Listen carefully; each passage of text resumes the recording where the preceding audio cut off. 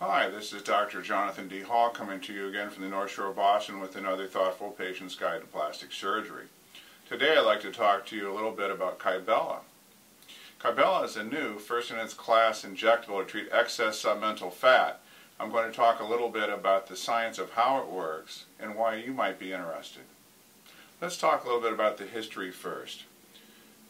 Doctors and non-medical practitioners have experimented with mixtures to inject and make fat go away for many years. In the late 80s, a doctor in Italy used a compound called phosphatidylcholine to treat eyelid fat. Starting around the 90s, there were various mixtures tried with various names: the lipodissolve, mesotherapy, injection lipolysis.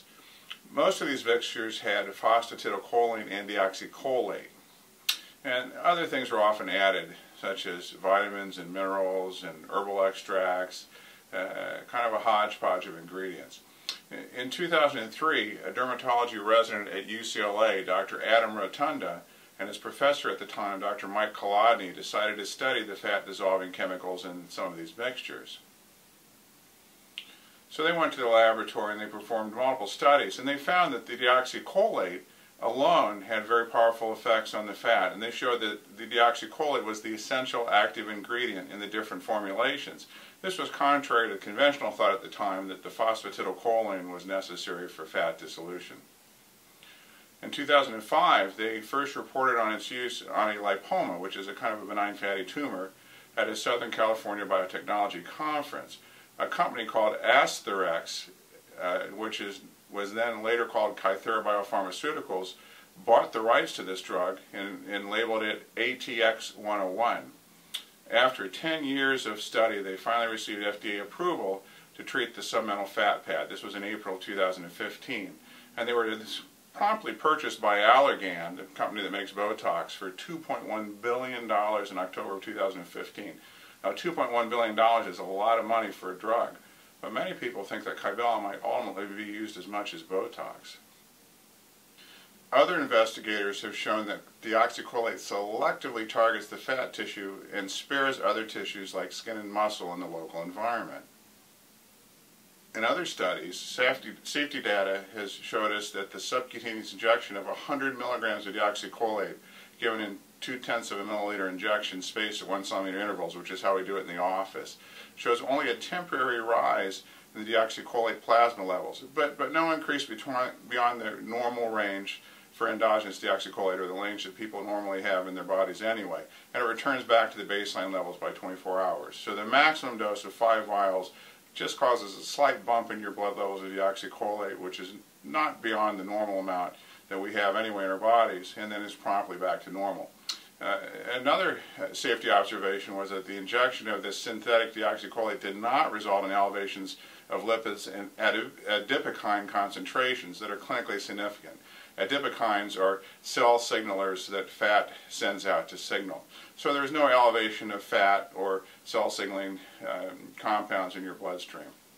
Now, the synthetic compound, ATX-101, is manufactured using a secret process, and they can't tell the difference of this molecule from the endogenous deoxycholate, or the deoxycholate we normally make in our bodies. It has an identical chemical structure, but it doesn't have any other substances derived from humans or animals.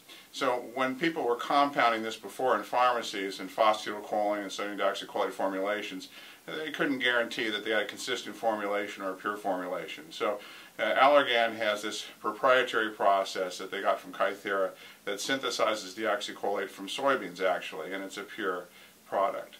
The clinical development program with ATX-101 has enrolled more than 2,600 patients, and 1,600 of these patients were felt to be suitable for treatment and were treated by the investigators. And they saw that this compound was relatively quickly absorbed and led to a decline in fat in the treated area. Other scientists have shown that injections of this ATX-101 into abdominal fat show that the fat atrophied, and the inflammation from this was pretty much gone in 28 days. And that's where the spacing the company recommends of waiting at least a month between treatments. But we'll talk about that again a little bit longer. So in other phase 3 clinical trials, which are late clinical trials, they saw no histologic effects seen in the dermis or the epidermis. So in other words, when they looked under the microscope at treated areas with biopsies, there were no real effects on the dermis or epidermis. So again, it selectively treats the fat. I first heard about ATX-101 at our National American Society of Aesthetic Plastic Surgery meeting in May of 2012, as it was just starting early phase trials in the U.S. I've been using it in the office now since January of 2016. So why is Kybella exciting? Well, this is the first injectable approved by the FDA to treat the submental fat pad. You might know that as a double chin. And so if you've taken a selfie lately and found yourself tipping your chin up to look a little bit better, you're not alone. And studies show that 67% of patients are bothered by excess fat under their chin. This excess fat under the chin can have many causes: genetics, weight gain, aging. We've always been able to treat this area with liposuction, but not every patient in my practice wants to have surgery.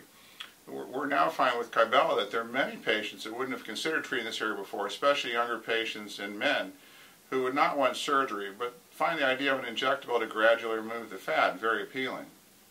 So Kybella is a cytolytic agent, so it selectively breaks down fat. Like other popular treatments like Botox and hyaluronic acid fillers, it's an injectable. But an important difference is that it is permanent.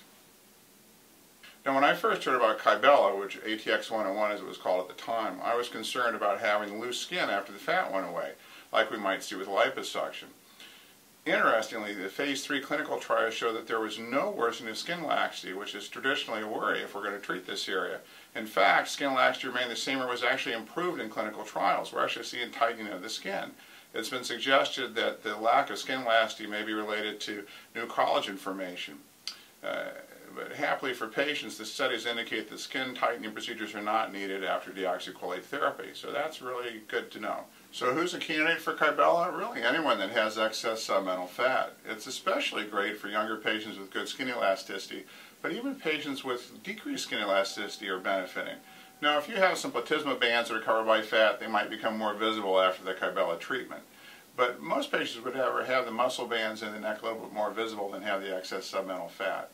Kybella is a great treatment for men as well. A lot of men are bothered by submental fat but wouldn't consider surgery, but like the slow and gradual resolution of the fat with treatments of Kybella. So what to expect? The actual treatment in the office takes about 10 to 15 minutes. The fat pad under the chin is marked. We cleanse the skin with an antiseptic swab, and we take off makeup and any oils from the skin. A temporary tattoo with dots that are 1 centimeter apart is applied to the skin with sterile saline.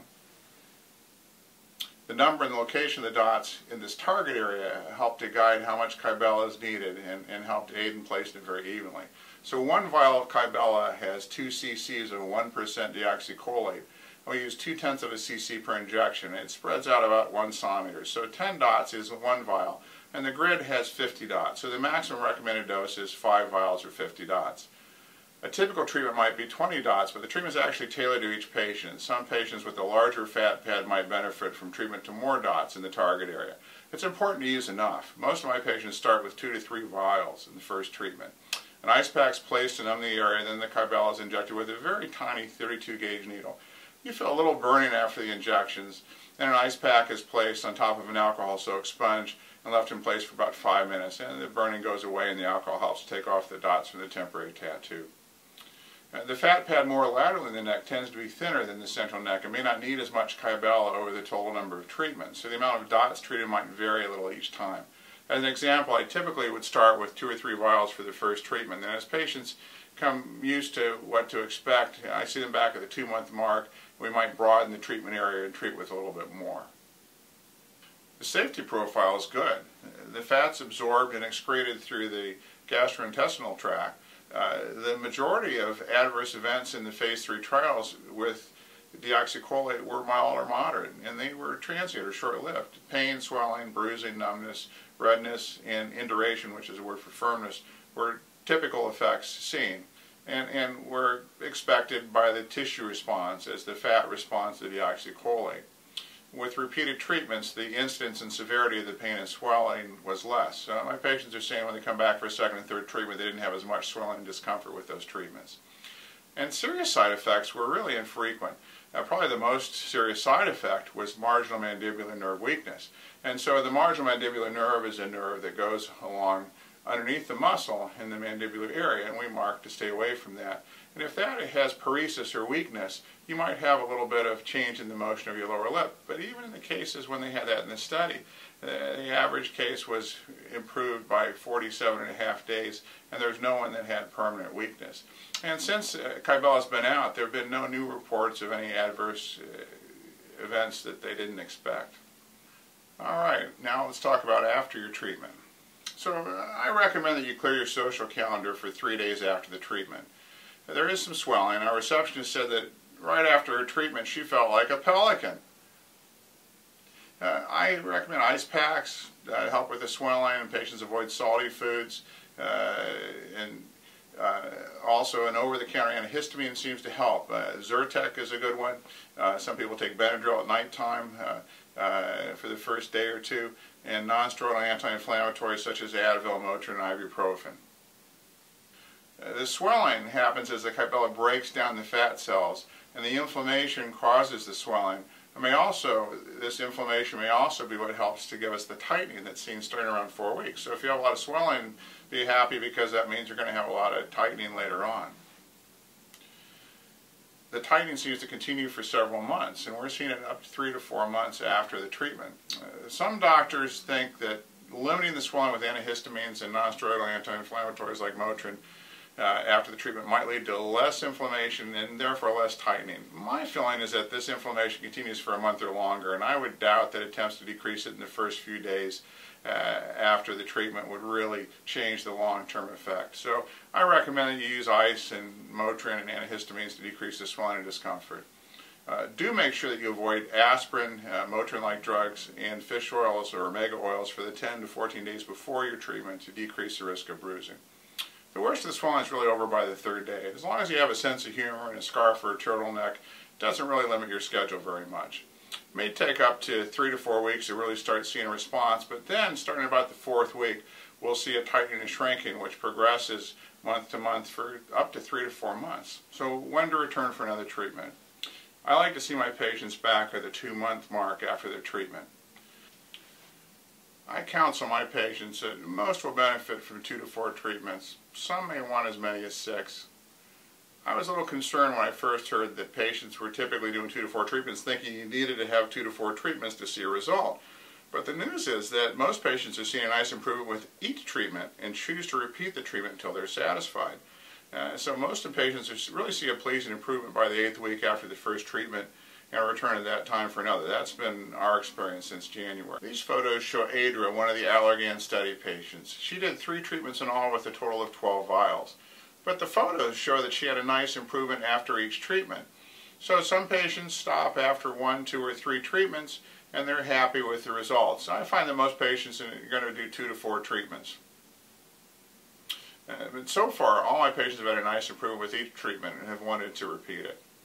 So the timing, again, the Allergan study says wait a month to repeat it. Most experienced Kybella practitioners and myself are saying you want to wait about 2 months to repeat the treatment. That seems to be the sweet spot.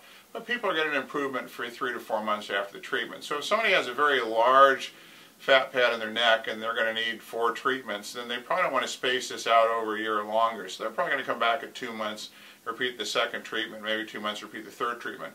As we get closer to kind of the final result that we want to expect, you might wait 3 to 4 months to kind of see the absolute maximum effect of that treatment and judge whether you want an additional treatment. There is less swelling with subsequent treatments. So here we see photos of Marina, my receptionist at the front desk. She was kind enough to let me use her pictures. And we can see a side view with 1 treatment and 2 vials at 4 months. And we see a really nice improvement in her neck from the side. In the next pictures, we see the front view of Marina with the selfie view with the chin down, which really accentuates that fat pad. And we can really see a dramatic change in that fat pad. The next slide, again, with the straightforward view, shows, again, a noticeable improvement in the neck with just 1 treatment and 2 vials. So our next slide shows a patient of mine in her early 60s who wants to improve her neck but doesn't want to have a facelift. And we talked about it and she decided to try the Kybella. And we were actually surprised at how well she did. She's shown here 3 months after her first treatment with 2 vials. You can actually see that the jawline is actually better with less jowling. And the next view, in the side view, shows an even more dramatic and much more than I would have expected result. Her neckline is noticeably improved and even the skin appears tighter.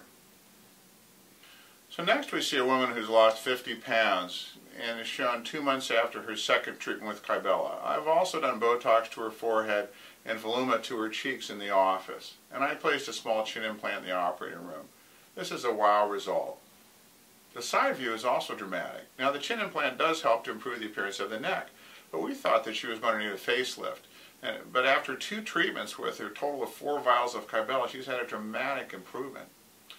She's just had her 3rd treatment, and I'm excited to see her back in 2 months to see how she's done. Our next slide shows a woman in her early 60s, 2 months after her first treatment with 3 vials. The next pictures show the side view. Her neckline's improved as the submental fullness is decreased. Again, not specifically a treatment for skin tightening, but we're clearly seeing some tightening. And the next picture shows the selfie view at 2 months. Nice improvement in the submental area.